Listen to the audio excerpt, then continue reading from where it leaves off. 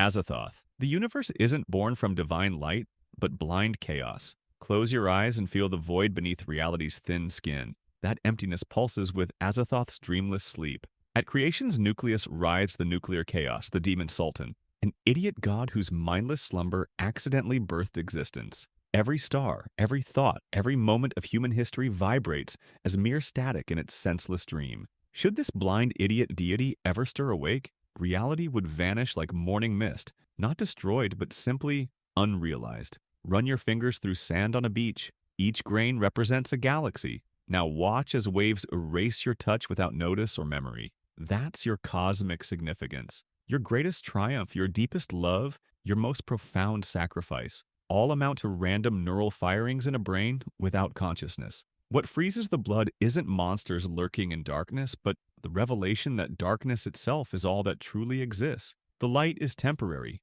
accidental, meaningless. In most horrors, suffering carries purpose. Divine punishment, natural selection, at least the indifference of physics. But in Azathoth's shadow, even suffering lacks significance. Here, nihilism isn't philosophy. It's simply the operating system of a reality running on chaos. Nyarlathotep. While cosmic gods slumber beyond the stars, one walks among us wearing human skin. Feel that inexplicable shiver when a stranger's glance lingers too long? Perhaps you've already met the crawling chaos.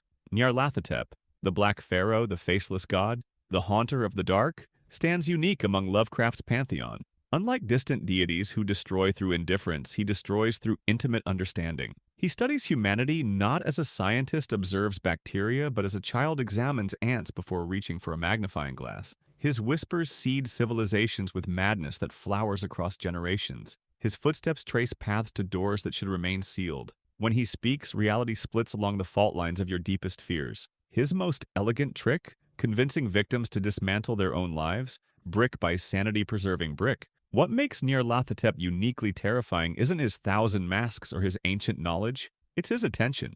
When a cosmic entity notices you, salvation isn't coming, only prolonged, exquisite destruction, tailored precisely to your specific vulnerabilities. He doesn't want your soul or your worship. He wants your participation in experiments where you're both subject and unwitting assistant, forever advancing the science of your own annihilation, dancing to music only he can hear. SCP Foundation's Cosmic Anomalies. Flip through the Foundation's classified files and feel reality crumble beneath your fingertips. These aren't ghost stories, they're containment procedures for fractures in existence itself. Within sterile documentation lurk horrors beyond comprehension. Patterned screamers, beings trapped when our universe formed, screaming eternally in the static between your thoughts. SCP-3125, a mimetic cancer that erases minds that comprehend it, spreading through cognition itself. SCP-2317, an apocalypse deity restrained by 7 chains, 6 already broken, the 7th wearing thin. Run your hand along pristine hallway walls where fluorescent lights flicker,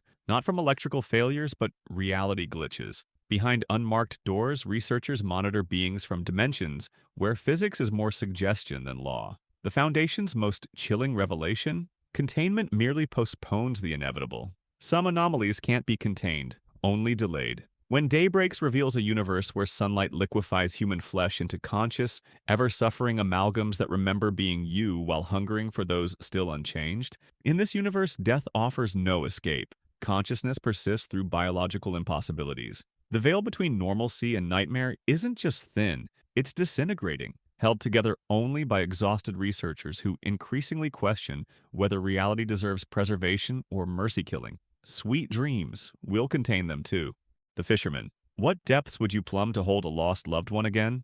What hooks would pierce your flesh if reunion waited on the line? Along Dutchman's Creek, grief becomes a current pulling you toward deeper waters. Langen's masterpiece begins with simple loss, widowers seeking solace in fishing, before dragging readers into cosmic undertow. Ripples on black water mirror, tears on hollow cheeks as the fisherman appears with his terrible promise. He can reel back what death has claimed. Feel cold water seeping into your boots as you wade deeper, rod trembling in white-knuckled hands. That weight on the line isn't a trout, it's everything you've lost, everything you'd sacrifice sanity to recover. The novel's true terror emerges not from tentacled abominations, but from the perfect understanding that grief hollows humans into vessels ready to be filled with cosmic horror. The vast, incomprehensible thing beneath dark waters mirrors the vast, incomprehensible nature of loss. Both transform you into someone unrecognizable. The Fisherman weaponizes your most vulnerable moment, when sorrow has gutted you, to offer exactly what you most desire, knowing you'll accept any cost. Here, the Abyss doesn't just stare back, it offers what you most crave at the price of everything you are. What bait would lure you beyond redemption? The Nightland. Stand atop humanity's final fortress, a metal pyramid miles high, and gaze across Earth's terminal landscape. The sun died eons ago. Stars fled the sky. Nothing grows, nothing breathes outside these walls. Listen to the hum of ancient machines sustaining the last few thousand humans, while outside wait patient horrors. Hodgson's nightmarish vision, written before Lovecraft drew breath, presents Earth's final epic. The air itself grows thin. The planet's rotation ceased millions of years past. Time stretches like cold taffy as the House of Silence draws curious minds to obliteration. The watching things study human weakness, and on the plane of silent ones, entities stand motionless for millennia, waiting. Run your hand along walls built by forgotten ancestors. Feel the vibration of machines no living person understands. The great road crumbles into dust. Every night beings test the fortress defenses, each year growing stronger as humanity weakens. What freezes your blood isn't immediate danger, but cosmic context. This isn't the beginning of Earth's nightmare, but its final chapter. Every civilization, every achievement, every art form reduced to legends whispered by the last human fragments around a failing artificial sun. The Nightland doesn't threaten your life. It erases your entire species' legacy, rendering humanity's grand narrative a footnote before the final page turns. Event horizon. Metal groans beneath your feet. Blood pulses through corridors that shouldn't have veins. A doorway stands before you. Beyond it, not stars, but something that makes stars seem comforting. Where we're going, we don't need eyes to see. A rescue crew investigates an experimental ship designed to create artificial black holes for faster-than-light travel. They discover the event horizon didn't just bend space, it punched through it, emerging from a dimension where physical laws become torture devices and consciousness exists only to experience pain. The ship returned, changed, not possessed, transformed into sensory organs for entities that experience reality through suffering. Touch cold metal walls, slick with condensation that might be tears. Listen to whispers from ventilation shafts that sound disturbingly like your own voice. What distinguishes Event Horizon from typical space horror is its cosmic inversion. What we call hell is actually reality's fundamental state. Our universe, with its comprehensible physics, is the aberration, a fragile bubble in an ocean of chaos. The ship doesn't want to kill. It wants to preserve victims in states of perpetual, exquisite torment, where even atoms arrange themselves to maximize agony. When Dr. Weir whispers, "Hell is only a word," the reality is much, much worse. He's being literal. The film's most terrifying implication? We're all approaching an event horizon where rationality disintegrates and there's no reversing course. Salvation isn't coming. It never existed. The Whisperer in Darkness. Something watches from Vermont's mist-shrouded hills. Something harvests. Something waits with infinite patience. Hear that? Between radio stations and static most dismiss as atmospheric interference. The whispering, always just below comprehension, until suddenly, terribly you understand. Lovecraft's tale begins with folklore, strange sightings in isolated mountain communities, before revealing cosmic truth. The Mi-Go aren't simply aliens, they're beings from another state of matter, visiting Earth while traversing dimensions humans cannot perceive. Their technology doesn't violate physics.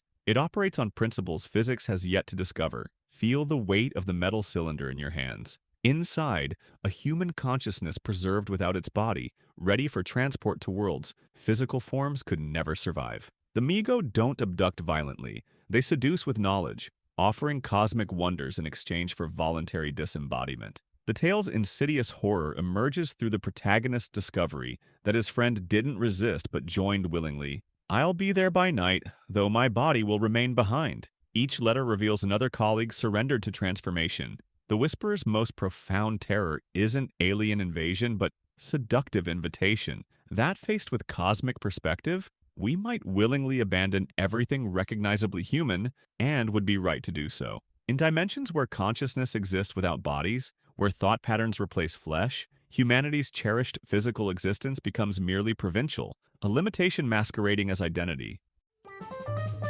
Subscribe for more interesting stuff. Tell us your experience in the comments.